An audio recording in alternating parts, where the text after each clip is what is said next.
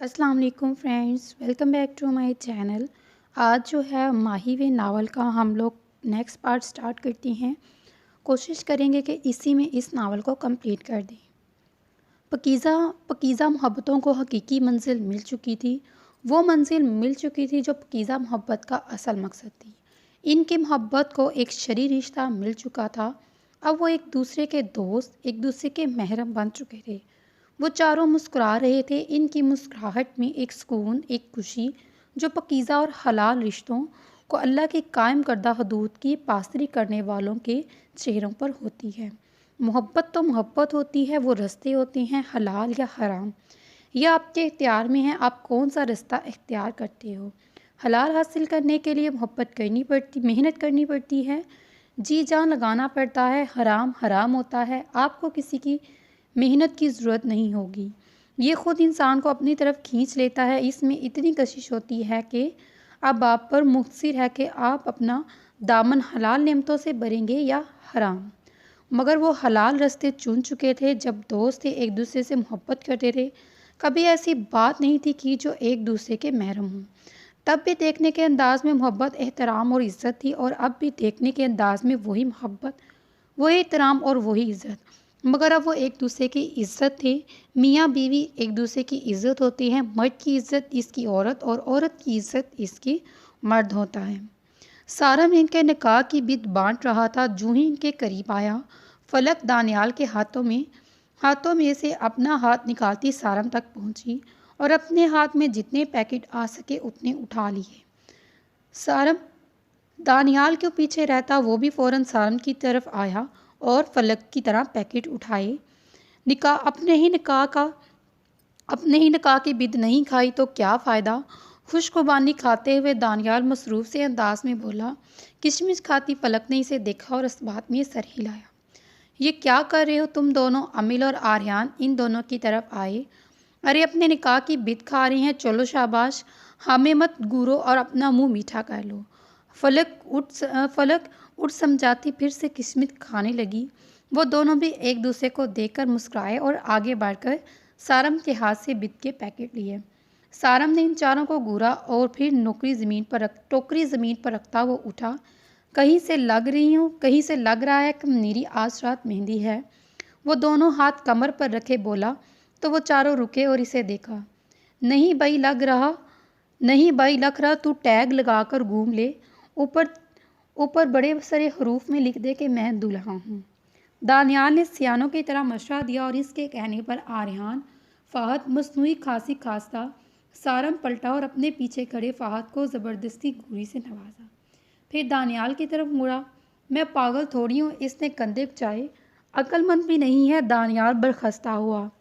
क्या कहा तुमने। मुझे तमीज़ से बात किया करो, मैं अब तुम्हारा साला हूँ।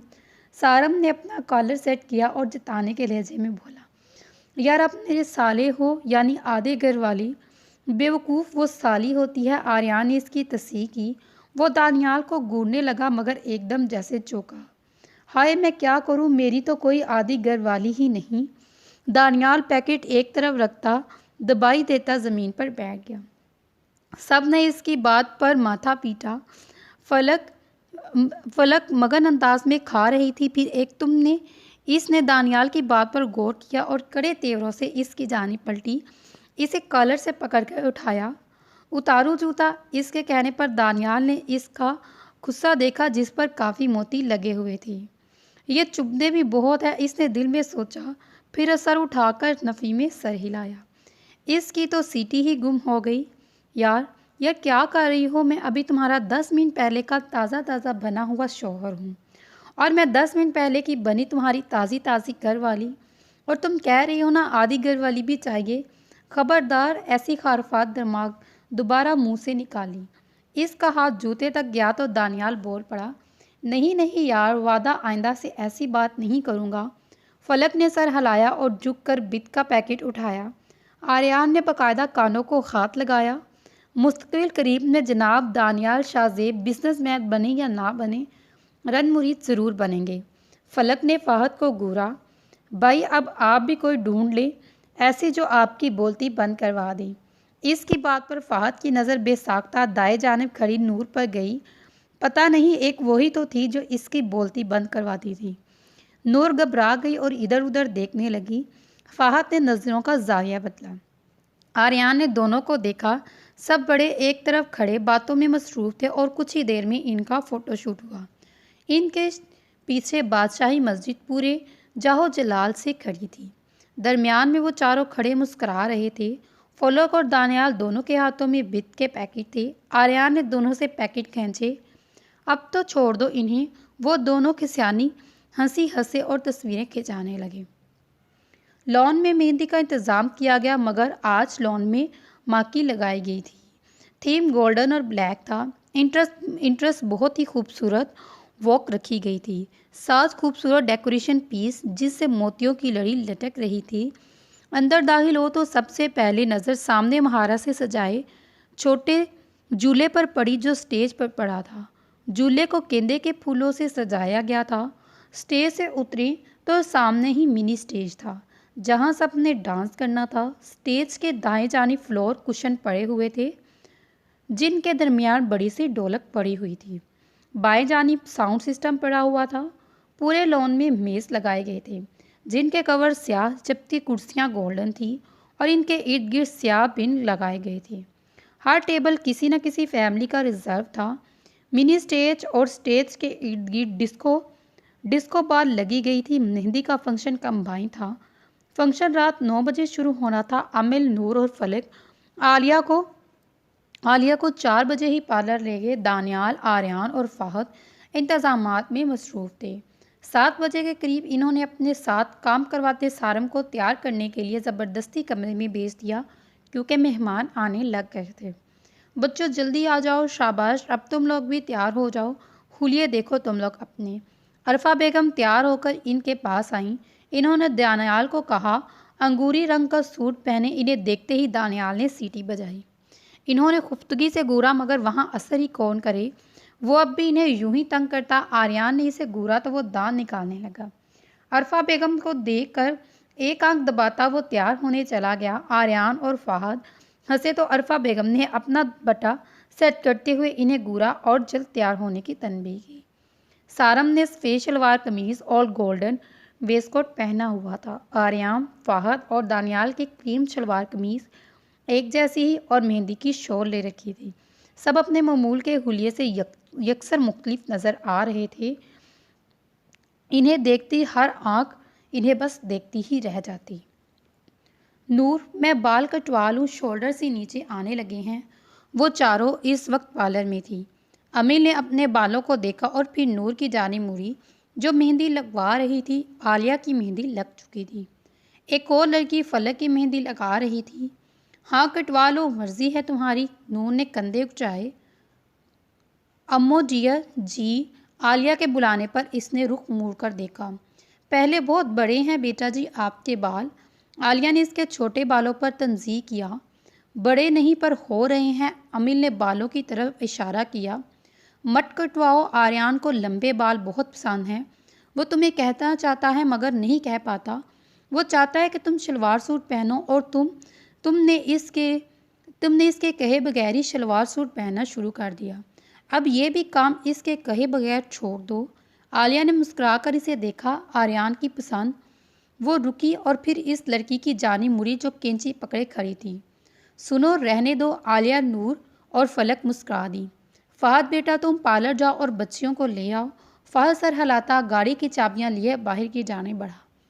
वो तैयार हो चुकी थी। अमिल, फलक और नूर ने एक जैसी शलवार कमीज़ ही पहनी जिनके डिज़ाइन एक ही थे मगर रंग मुख्तलिफ। वो तीनों भी शलवार कमीज़ पहने और गोटे के दुपट्टों में हल्का हल्का मेकअप किए बहुत प्यारी लग रही थी। मेकअप फंक्शन के लिहाज से किया गया था। वो तीनों ने पहली बार इतनी हैवी झुमके पहने हुए थे। खुले बालों में तीनों ने पुष्प फैलाए हुए थे। आलिया ने पीले रंग की कुर्ती और पीले ही रंग का शरारा पहन रखा था और हम रंग का दुपट्टा लिए रखा था। लंबे बालों की चोटी बनाई गई थी जिन्हें बाएं जानिब कंधे पर डाला गया था जिस पर गेंदे और गुलाबों के फूल लगाए गए थे। मेकअप, फूलों की नाजुक जेवर और हनाई हाथों में मेहंदी वो बहुत दिलकश लग रही थी। खुद इन तीनों ने भी मेहंदी लगवाई। नूर मैडम के शौक नूर मैडम के शोर नूर जैसे, जिन्होंने दोनों पाँव पर भी मेहंदी लगवाई। थोड़ी ही देर में इन्होंने आयशा बेगम को फ़ोन किया। वो तैयार हो चुकी हैं। वह फ़हद का इंतज़ार कर रही थी। थोड़ी ही देर में फ़हद आ गया। 9 बजने वाले थे। नूर फ्रंट सीट का दरवाज़ा खोलकर सबसे पहले बैठ गई।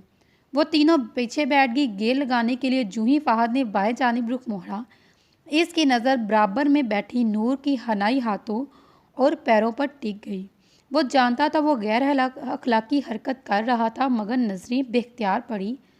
फ़हद भाई, अमन ने इसे मुतमी देखकर बुलाया और वो चौंक कर सीधा हुआ। जी चलिए जी। वो मैं इसे समझी ही नहीं आ रहा था वो क्या बोले। या अल्लाह, मैं क्यों इस लड़की को बात बात पर देखता हूँ। वादिया इश्क में रिस्क करती मोहब्बत इस बात पर की और परेशान नज़र आते शहज़ादे के पास जा की। शहज़ादे ने ज़रा की ज़रा नज़र उठाकर देखा और सामने ही मोहब्बत खड़ी मुस्कुराई। शहज़ादे ने मोहब्बत को देखा और फिर इसके पीछे नज़र आए एक खुले दरवाजे को देखा, जहाँ से रोशनी फूट रही थी। इससे कुछ फासले पर हाथ फैलाए खड़ी थी, गोया इसके मुंसिर। वो कुछ झिझका और फिर मोहब्बत का हाथ थाम लिया और मोहब्बत खुलकर मुस्कुरा उठी और इसे लिए आहिस्ता आहिस्ता इस दरवाजे की जानिब बढ़ गया। जी मैं बस चलाने ही लगा था भाभी जी। इसके भाभी कहने पर अमिल को आज दोपहर होने वाला अपना और आयान का निकाह याद आया। इसके होठों पर मुस्कुराहट रेंगी। फलक और आलिया एक दूसरे से कोई बात कर रहे थे और फ़हद खुद को लाख समझाकर भी बार बार नूर का मशरकी रूप देखने पर मजबूर था। क्या देख रहे हो? अचानक नूर बोल उठी तो वो संभला। किसी भी खुशफहमी में मत रहना, कम से कम आपको तो नहीं देख रहा। वो आहिस्ता बोला, इतना कि इसकी आवाज़ सिर्फ नूर तक पहुंची। सच बोल देते तो मैंने कौन सा फांसी पर चढ़ा देना था। देख रहे हो तो मान क्यों नहीं रहे? मोहतरमा, मैं मोड़ काट रहा हूँ। ये आपका इंग्लैंड नहीं है कि लोग मजहबी अंदाज में गाड़ी चलाएं। ये पाकिस्तान है और यहाँ मोड़ काटने से पहले दोनों तरफ देखना पड़ता है। इसने सर झटका और मोड़ काटा। नूर डिटाई से मुस्कुराई। आलिया को देखकर सारम भरपूर अंदाज में मुस्कुराया। वजह यह थी कि वो आज बिल आखिर 7 दिन की मायों के बाद इसके सामने आई। आलिया ने भी इसे देखा और सर झुकाकर मुस्कुरा दी। वो दोनों एक साथ अंदर दाखिल हुए। लड़कों ने चारों तरफ से चादर पकड़ रखी थी, जिसके साए में इन दोनों को स्टेज पर तक लाना था। इनके पीछे ही नूर, अमल और फलक मेहंदी के बड़े बड़े थाल लिए दाखिल हुए, जिन पर दिए और मोमबत्तियां लगी हुई थी। पीछे इनकी दोस्तों और रिश्तेदार लड़कियों भी छोटी छोटी थाल पकड़े दाखिल हुई। हर तरफ इतने खूबसूरत अंदाज पर हुटिंग हो रही थी। इसके बाद घर की बड़ी औरतें मेहंदी के लिए दाखिल हुईं। लड़कियों ने वो थाल स्टेज के इर्द गिर्द रखे, जबकि फलक, अमिल और नूर ने अपने थाल स्टेज पर रखे। आर्यान ने दिलचस्पी से अमिल का जायज़ा लिया, जो मुकम्मल मशरकी रूप ने इसके दिल, गुर्दे और फेफड़े सब दरखा गई थी। अमिल ने नज़र उठाकर इसे देखा, मगर वो सारम से कोई बात कर रहा था। अमिल मुस्कुराई। सुनो आर्यान। सुनाओ अमिल। वो जो बाहर जा रहा था अमिल की आवाज़ पर रुका।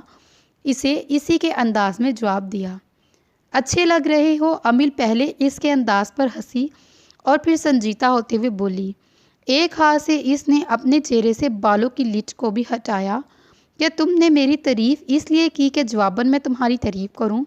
इसने आबरूक चाहे। वो खिलखिला कर हंसी।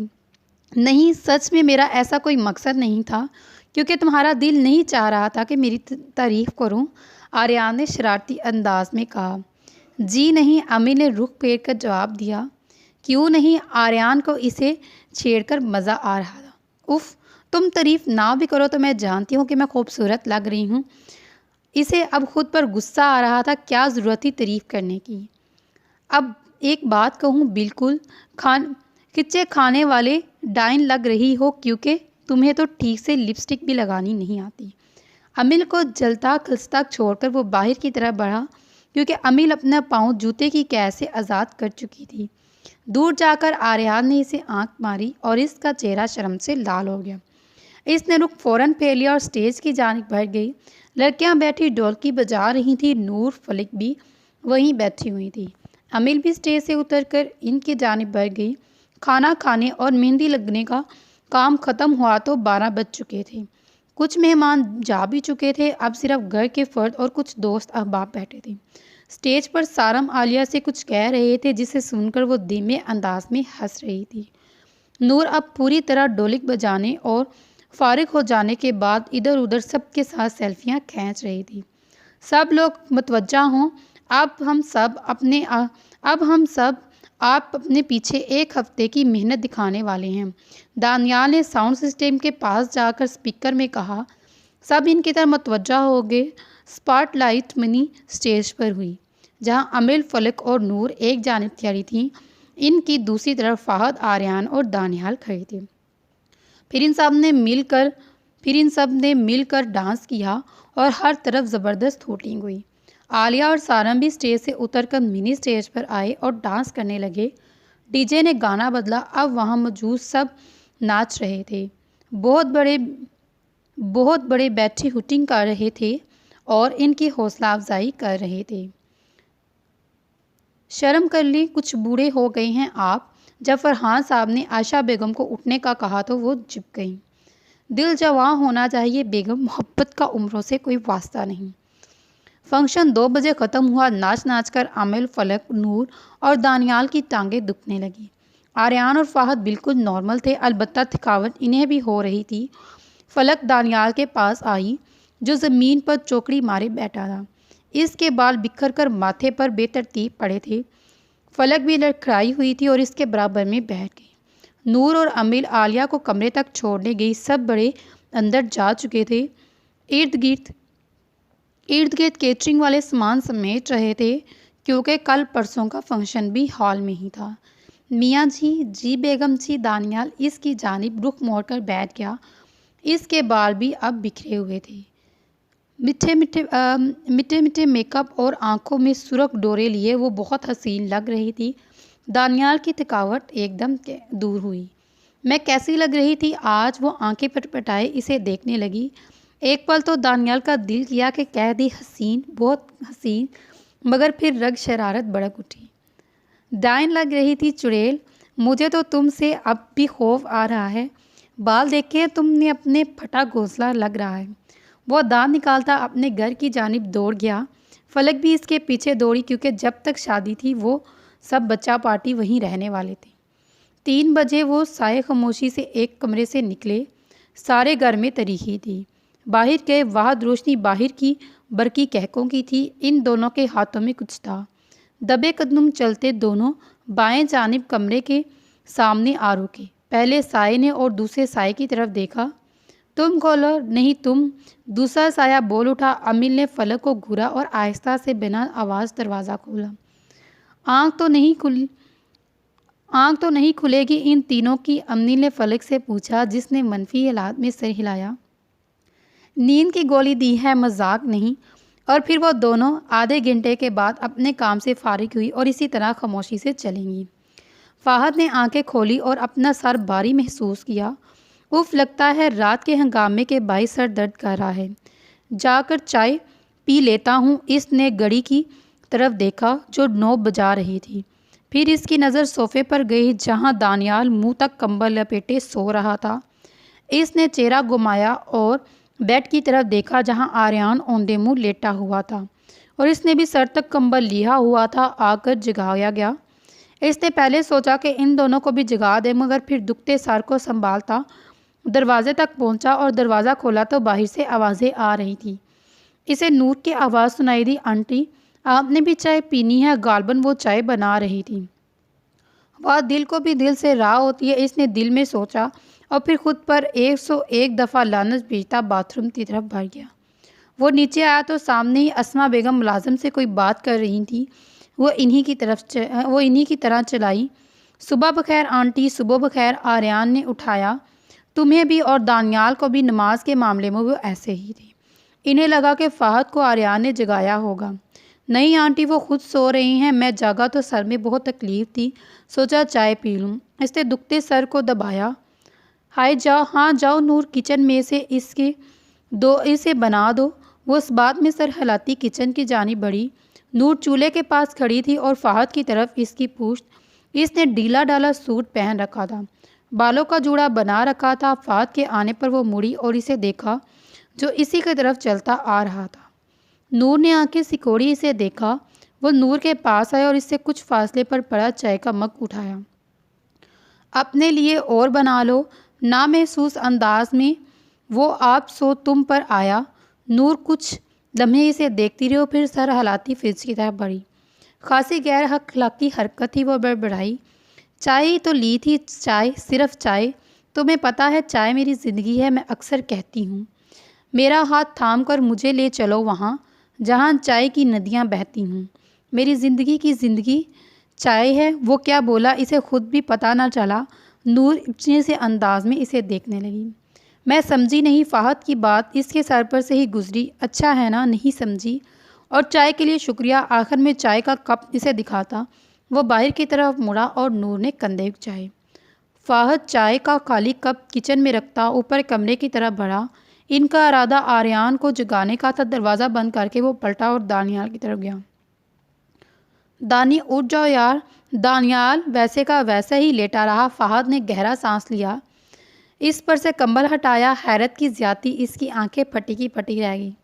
वो दौड़कर आर्यान तक आया और इसका कंबल हटाया। एक बार फिर वो हैरान हुआ। आर्यान और दानियाल की आंखें फ़ाहद के कहकों से खुली। वो दोनों उठकर बैठे और फ़ाहद को देखा जो जवाबन हंस हंस कर मज़ीद लूट-पुट हो रहा था। सालो, उफ सालो, तुम दोनों के साथ हुई बड़ी है वैसे। वो हंसते हुए बोला। अब की बार दानियाल ने आर्यान को और आर्यान ने दानियाल को देखा और फिर वो एकदम से दोनों बुखलाकर बिस्तर से उठे और शीशे की जानिब देखा।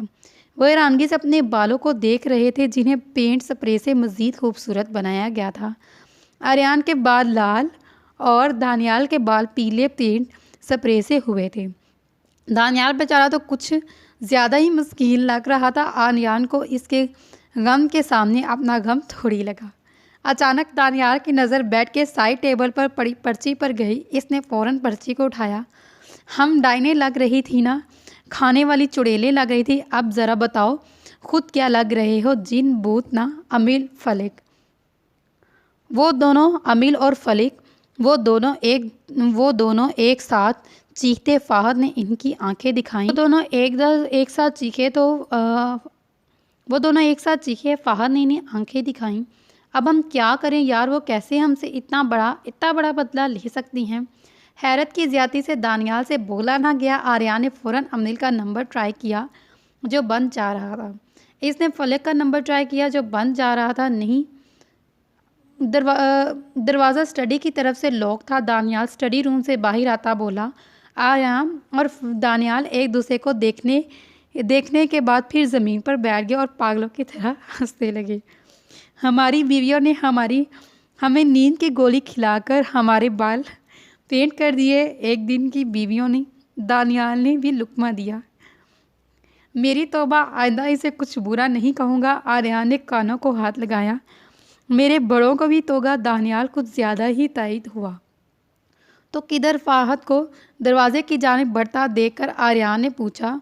नूर जाग रही है, नावल बहुत पढ़ती है और तुम दोनों की बीवियों के मुकाबले में सिगर भी। इससे पूछने जा रहा हूँ कि कुछ तो मालूम होगा इसे या ना जाऊँ? तुम लोगों का जोकर बनकर ही शादी अटेंड करने का इरादा है। फ़ाहद ने पलटे हुए कहा। नहीं, जाओ, जल्दी जाओ। वो दोनों एक साथ बोले। यार क्या करें, हम बदला कैसे लें? आर्यान सोचते हुए बोला। हाँ देखना आर्यान, अब हम कुछ खेल खेलेंगे, इसने कहा और आर्यान को अपना प्लान बताया। 2 मिनट बाद वो दोनों अपना काम कर चुके थे और दोनों ने एक दूसरे को शाबाश दी। उठ खड़े हुए क्योंकि नूर और फ़ाहद कमरे में आ चुके थे। बहुत बहुत बहुत फ़नी लग रहे हो आप दोनों, वो अपनी हंसी रोकने वाले अंदाज में बोली। नूर, ये उतरेगी कैसे? बस भाई, थोड़ी देर तक सर पर सरसों का तेल लगाना होगा क्या? वो दोनों एक साथ बोले। सरसों के तेल से तो दोनों को बचपन से ही चीड़ थी, मगर मजबूरी में तो गधे को भी बाप बनाना पड़ता है। फ़ाहद और नूर एक तरफ खड़े हुए और उन दिनों को देख रहे थे जो नाक दबाए बेराज बैठे थे। वहाँ दूसरी तरफ अमील सोकर उठी। इसे रात में की गई अपनी शरारत याद आई। इसने मोबाइल की पावर ऑन की तो आर्यान की 30 मिस कॉल। फिर इसने व्हाट्सएप खोला और इसकी सारी नींद बक से उड़ गई। वो फ़ौरन सीधा हुई, एक नज़र सोई फलिक को देखा। स्क्रीन पर इसकी तस्वीर थी जिसमें वो मुंह खोले सोने का शुगर फरमा रही थी। तस्वीर देखकर एक बार तो इसे खुद पे हंसी आई और इसने अगली फ़ोटो खोली तो वो फलक की तस्वीर थी जिसमें वो पूरे बिस्तर पर फैल कर सो रही थी। बाल बिखरे हुए पड़े थे, मुंह फूला हुआ था। ये दानियाल और आर्यन ने इनके फैमिली ग्रुप में भेजी थी। इस ग्रुप ने नूर, अमिल, फलक, दानियाल, आलिया, सारम, फाहद, आर्यन ऐड थी। किसी का कमेंट नहीं आया, मतलब सब सो रहे हैं। अमिल ने झंझोड़ कर फलक को उठाया जो बुखलाकर उठी। क्या हुआ? क्या हुआ? ये हुआ है, देख लो, वो दोनों अपना बदला ले चुके हैं। अमिल ने स्क्रीन इसके सामने की तो इसकी सारी नींद उड़ गई। ये कब खींची इन्होंने? जब हम दोनों तुम्हारी तरह सो रहे थे और जब सुहेल अंकल और इनकी फैमिली वापस अपनी मेंशन आए।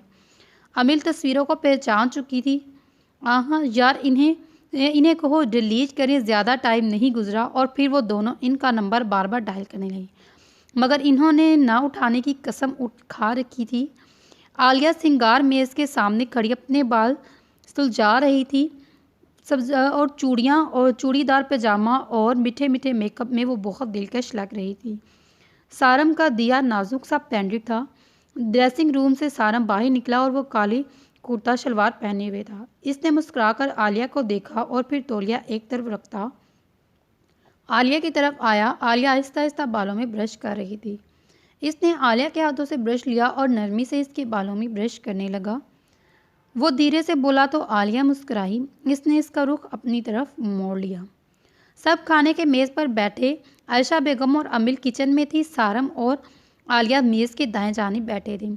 फलीक और इसके साथ दानियाल, आर्यन और फाहद थे। सारम के साथ शज़ेब साहब, सुहेल साहब, अरफा बेगम और अस्मा थी। शाम में वलीमा था मगर इस वक्त वो सब नाश्ता कर रहे थे। अमिल और आयशा बेगम भी टेबल सेट करने के बाद बैठ गई। नूर सीढ़ियाँ उतरती नीचे आई। इसका नावल अभी ख़त्म हुआ। इसने नज़रें घुमाकर देखा, फहद के साथ वाली कुर्सी खाली थी।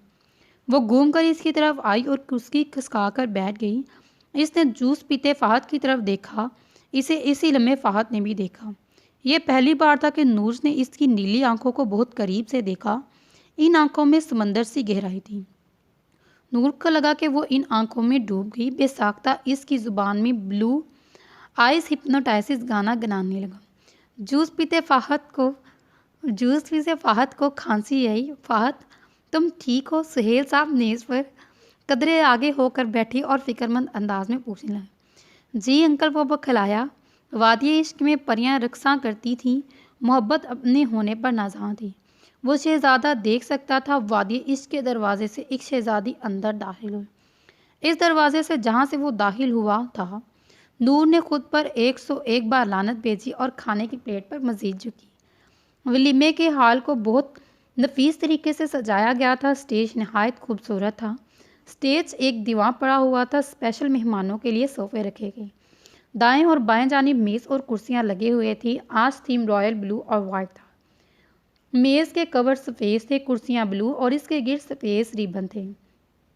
Alia royal blue maxi, silver diamond के जेवर और पार्टी मेकअप में बहुत हसीन लग रही थी। सारम ने भी रॉयल ब्लू 3 पीस पहना हुआ था। आर्यन, फहद और दानियाल तीनों ने ब्लैक टैक्सूट पहन रखे थे और बालों को एक तरफ से जेल लगाकर सेट किया हुआ था। अमिल, फलक और नूर ने आज में एक ही डिज़ाइन की मैक्सी पहनी जिनके रंग मुख्तलिफ थे। अमिल ने ग्रे, फलक ने पीच और नूर ने पिस्ता रंग की मैक्सी पहनी थी। आज इन्होंने बालों का जूड़ा बना रखा था। मैक्सी का गला ऊपर गर्दन तक बंद था, इसलिए इन्होंने सिर्फ हल्के से मेकअप किया हुआ था। सारम और आलिया के एक साथ हॉल में दाखिल होते इनके पीछे अमिल और आर्यन और साथ दानियाल और फलीक दाखिल हुए। फिर आलिया और सारम तो स्टेज की तरफ बढ़ गए और इन चारों से बारी बारी मेहमान मिल रहे थे और इन्हें नगाह की मुबारकबाद पेश कर रहे थे। वो चारों मुस्कुराते हुए सबसे मिल रहे थे। सबकी नज़रों में जोड़ों के लिए सताइश थी। नूर स्टेज से उतरी और कोने में फ़ोन पर बात करते फ़ाहद के पास आई। सुनो, फ़ाहद ने फ़ोन बंद किया और सवालिया नज़रों से देखा। सॉरी, सुबह जो हुआ मुझे नहीं पता, बस बेख्तियार से कैफियत में कह दिया। फ़ाहद कुरैशी, तुम्हारी आंखें बहुत खूबसूरत हैं, झील की मानित गहरी। वो मुस्कुराई और फ़हद इसकी साख गोई पर हंस दिया। तो तय था ये लड़की हर मोड़ पर इसे हैरान करने वाली थी। अमिल, फलिक, दानियाल और नूर के महीने बाद सेकंड सेमेस्टर्स के इम्तिहान शुरू हो चुके थे। आर्यान और फ़हद के सीएसएस के टेस्ट का आज रिजल्ट आना था। आर्यान अपने कमरे में मुसलसल इधर उधर चक्कर लगा रहा था। इससे कुछ फासले पर फ़हद बैठा था। वो दोनों कमरे की कुंडी लगाए बैठे रहे। बाहर सब घर वाले बैठे थे। आर्यान के कमरे के बंद दरवाजे को देख रहे थे। दरवाज़ा खुला एकदम। आर्यान और फ़हद बंगड़े डालते हुए बाहर आए। सब शुरू हो जाओ, मिल के बंगड़े डालो, हमारा टेस्ट क्लियर हो गया। फ़हद बंगड़े डालते हुए बोला और सब हंस दिए। मैं शुक्राने के नफल अदा करूंगी। आयशा बेगम उठी और इनके पीछे ही आयशा और अरफा भी। मैं बाबा जान और सारम को फ़ोन करती हूँ। आलिया ने फ़ौरन फ़ोन किया।